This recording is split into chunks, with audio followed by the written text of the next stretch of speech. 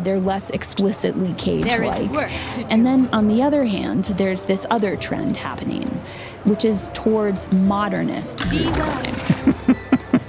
And here, we love modernism and all, but Right. I can imagine the clash of modernism and, zoo design having some problems.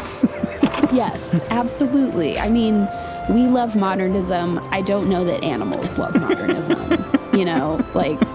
Not super comfortable for the animals. Fair enough.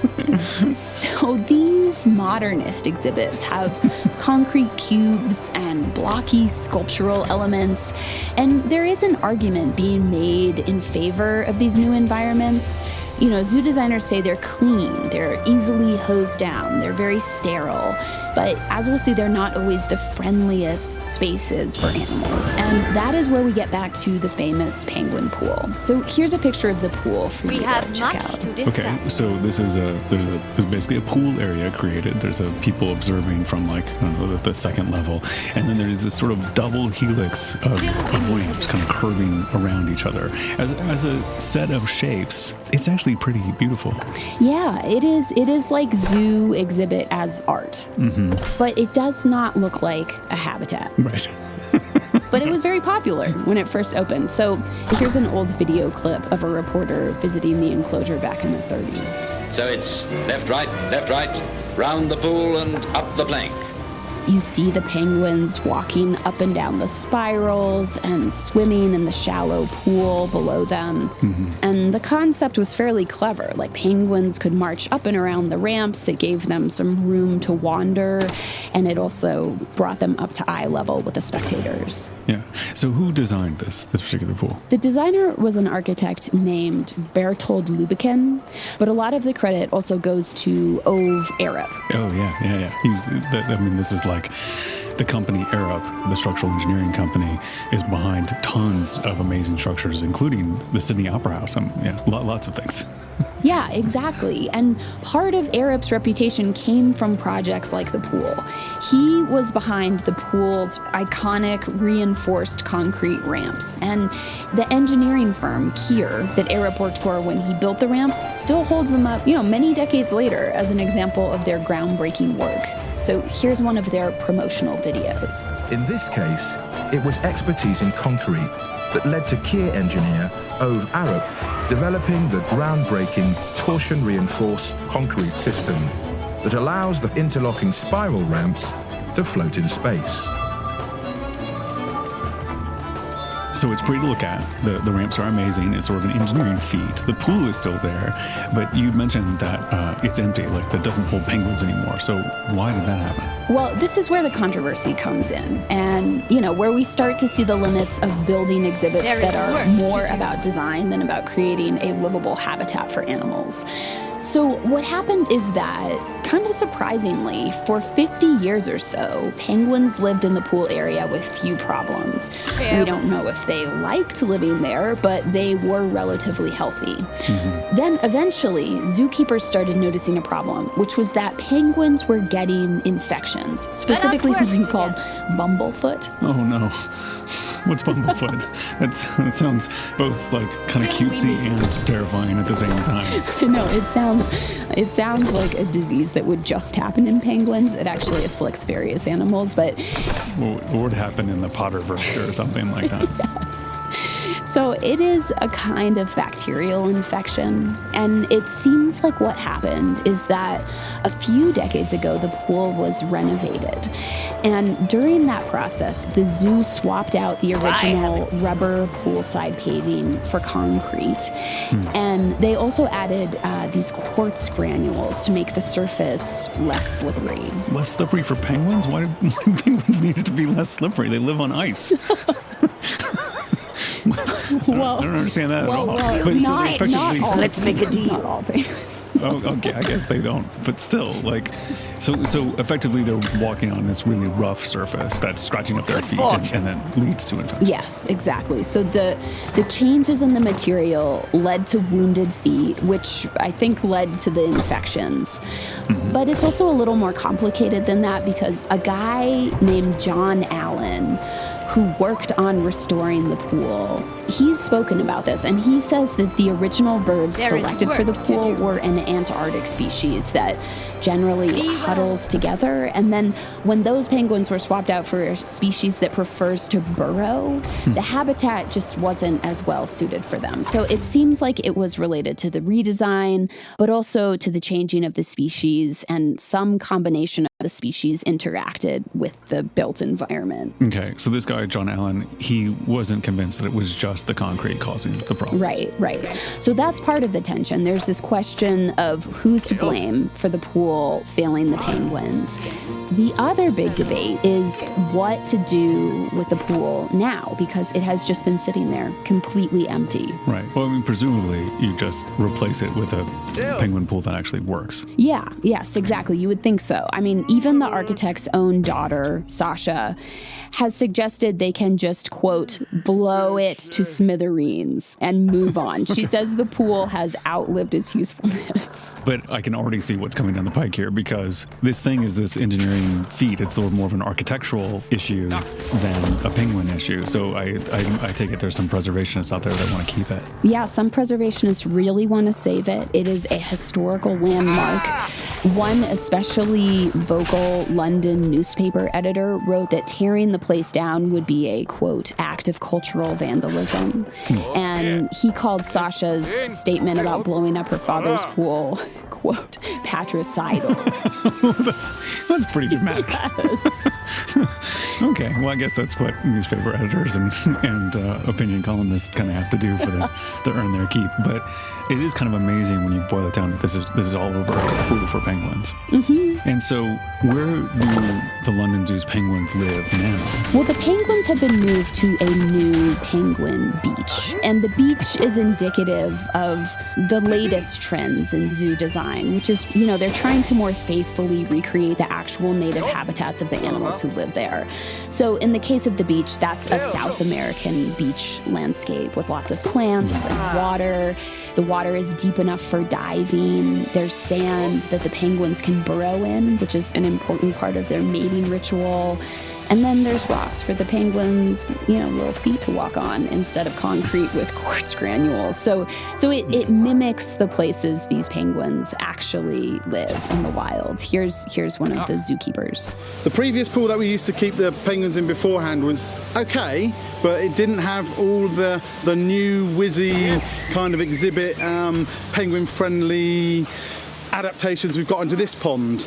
Say, for instance, the old pool, you used to see the penguins swimming around. I mean, it sounds like they actually kind of settled on an interesting compromise, which is they have a penguin habitat that actually functions as a penguin habitat.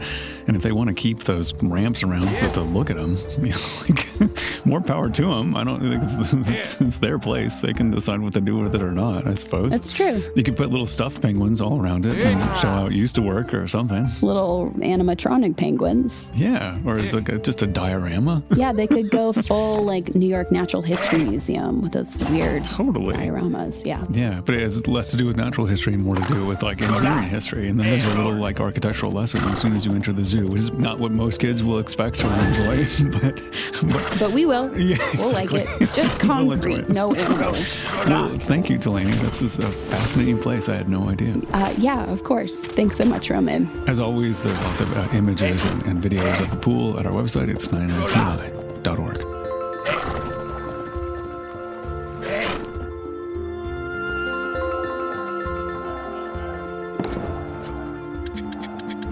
"99% Invisible" was produced this week by Chris Berube, Kurt Kolstad, and Delaney Hall. Mix and tech production by Amita Ganatra. Music by our director of sound, Swan Rial. The rest of the team is Vivian Leigh, Emmett Fitzgerald, Lashima Dawn, Christopher Johnson, Joe Rosenberg, Sophia Klotzker, and me, Roman Mars. Special thanks to my old office mate, Mary Roach, who I wish I still got lunch with every day. You should read all of her books. She's the best. We are part of the Stitcher and SiriusXM podcast family, now headquartered 6 blocks north in the Pandora building in beautiful uptown Oakland, California. You can find the show and join discussions about the show on Facebook. You can tweet at me at Roman Mars and the show at 99pi.org. We're on Instagram and Reddit too. You can find links to other Stitcher shows I love, as well as every past episode of 99pi at 99pi.org.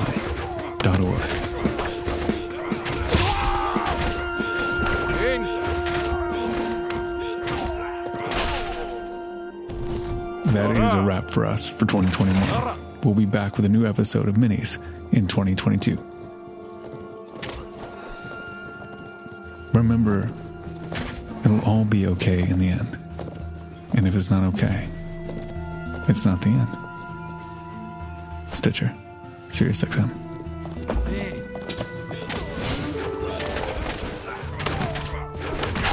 That bring you together, forging friendships out of friendly competition. June's Journey is one of those games. 30 million fans have downloaded June's Journey, putting their detective skills to the test to help June Parker solve the murder of her sister. There's seek and find hidden pictures, spot the difference challenges, and so much more fun, all set in the glamorous 1920s. Download June's Journey now for free on your favorite app store. The world of free TV is here, and it is awesome. On Pluto TV, you can watch hundreds of channels of hit movies, your favorite TV shows, the latest news, live sports, and more. The best part? It's all 100% free. No contracts, no signups, no fees. Pluto TV, available anytime, anywhere, on any streaming device. Experience a world of entertainment. Download the free Pluto TV app today on your favorite streaming device. Pluto TV. Drop in, watch free.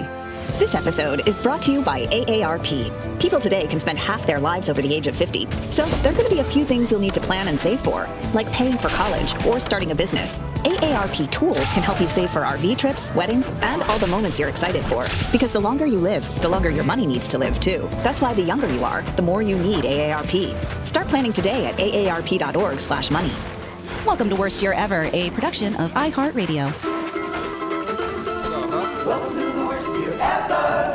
We'll get through together or not. Everything's so down.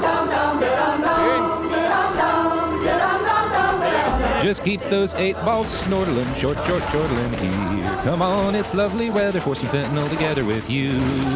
Outside the blow is falling and it's all fentanyl too. We're all ODing together in stormy weather. Woohoo! How was that? Is that good? Do it again. Cody's gonna come back with. I thought it was really good, Robert.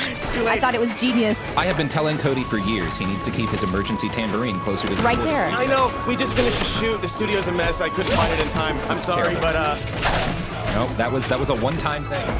This is our Christmas episode, I guess. This is dropping Christmas week. So like it's not a Christmas episode. You've got several days till Christmas. This is your podcast that you'll listen to while you're sitting in that motherfucking traffic at the mall trying to get the present that you didn't get when you should have. Or when you manage to like hide yourself in a bathroom at the house where your entire extended family is hanging out and you're grabbing just 20 minutes at a time of blessed peace. We appreciate that you're spending that precious time with us talking about Ben Shapiro's short stories. I hope that your hiding place is better than that. That's my wish. I don't know. I liked it at my parents' house. Like before they redid it, they had like those old heater vents, those old ones where you flip on the switch in the bathroom and it heats up real quick. I loved hiding in the bathroom. I'd go upstairs with a book and some pillows and cozy up in front of there. So hide I hope if you're hiding in the bathroom that it's as pleasant as my parents. Or you're listening to this on speakers with your entire family in a room, silently staring at each other. Mm-hmm. Yeah. That's what I hope. I hope it's the first time you've all been in a room in years, and in order to break the ice, you're all utterly silent listening to us talk about Ben Shapiro. If anybody speaks up or coughs, you get they're out of the family. I think this relates to everybody on this call. I saw this thing that was like, shout out to all the millennials struggling to explain what they do to listen to their relatives this holiday season. And amen. Yeah, I mean, yeah. All right. Cody. I think it's my very mom simple apparently to understand. listens sometimes. What's to those listening? Mom. What we do. Hi, Kate's mom. I do not think that she's listened the whole time. I think it's a recent thing. But hello. Anyway, that's not what we're here for. Hi, Mom. I think a reasonable, clear explanation of what we do is we read What's Fair and Other Short Stories by Ben Shapiro. What's confusing about that? So, Cody, what's the title of today's short story? I'm imagining we'll only get through half of it. By Ben Shapiro in his collection of short stories. I know. Low blow, sorry. This is called From the Pit. Oh, because he's not very tall. I got it. Yeah. Apologies. Yeah. Boys didn't hear. It doesn't matter. I loved it. You guys did two times. This is the second time I haven't gotten her reference. Well, It's the pit of despair. The Princess The pit of Bride. despair. Okay. Oh, wow. Now okay. it's really great. Ted Cruz's favorite movie. Oh, shut up! Really? Oh no! Now it can't be my favorite movie. That's my mom's favorite movie, and now I'm sad. Holiday gifts for everybody. I'll pick a new one. Poor Carrie Boogie Ellis. Nights. No one else picks Boogie Nights as their favorite movie. Yeah. Cody, But anyway, Cody, from the how is pit. fucked up. Why? Speaking of, I had a No, I bleak can't. Christmas movie experience the other day. I was this time of year I will periodically search for random Christmas movies on Netflix, and I found that there's a Christmas movie starring Joel McHale from Community, Jeff, and Robin Williams. And it's the last movie I think that Robin Williams filmed before he died. Yeah. They made it that like August or something. And it is, I don't know. There's a scene where they try to decide how to dispose of the body of a drifter. Oh boy. It's fine. It's fine. That doesn't sound like something that Robin Williams would want to do. He's he would playing always kind of a surly character in this. employ unhoused. He Yeah, always he- insists on employing some member of the unhoused community on his film shoots. Well, they didn't purposefully hit the drifter, but anyway, whatever. But I'll just rate real quick if we're talking about Christmas movies. Guys, I'm in one. I don't know where you would find it, but this is a really bad thing that I'm telling you. I don't remember anything about it except that it's called Farewell, Mr. Kringle. I think I have two tiny little scenes with Christine, what's her name? Ben Stiller's wife. Christine Taylor. Christine Taylor and Vivica Fox, I believe, is in it. And am I getting that and wrong? I William could be- Morgan. Yeah, Vivica Fox. Yeah, so I oh, you guys are looking at cool. Yeah. Oh yeah, no, I you said found the it. I title, found it I on Prime Video. I I'm said the watching title, it tonight. so they're probably around. And Robert, I do not remember the plot. I remember I had one day, and I had just adopted my cat Henry, and what's her name? Christine Taylor. What's her name? Christine She had to sit next to me. I had to sit next to her. Well, she had to sit next to me, and I just was talking her ear off about my brand new kitten. And I remember her being like, she just kept leaving, and I can see that in hindsight. Anyway, that's my day on the Farewell, plot of Mr. the movie Kringle. is on a writing assignment in the quaint town of Mistletoe. A magazine journalist who long ago lost her Christmas spirit finds herself enchanted by an inspirational man who claims to be Santa Claus. Yeah, that's right. There's a very I play dark her- movie that could have more or less the Yeah. same plot. I'm her her assistant. So Okay, that makes Cool. sense. Well, okay, let's get on to the story. I will be watching this tonight, though, Katie. Oh yeah, I'm new holiday horrified. tradition, obviously. You know what? It's far enough in the past that I can tell you about it, and it Yeah. can be a laugh instead I'll of do a double deeply feature with the painful. movie I'm convinced Cody was in. Which is what? The extended cut of Apocalypse Now. Oh yeah, I'm in he's that. definitely in that. Yeah. I mean, Robert, let's see how this goes. I've got several bad movies that I've done, but I'll ease you into it. I'm particularly in the mood for bad Christmas movies right now. Yeah, so. there you go. Speaking of bad things. Yes, let's do this from the pit. Things. From the pit. And I believe, possible spoilers, this is his first foray into science fiction. So we're going to get a little taste of his beliefs. How many through how the many lens pages? of- How many pages is it? This is 26 pages. And the last one was like 15. Last Alright. one was We have barely much 20. to Okay. discuss. All right, here we go. Let's do it. Let's get into this. From the pit, September 19, : I am now just 5 days and a wake up from the end of my term, and I'm still alive. It's lonely work ever since Phillips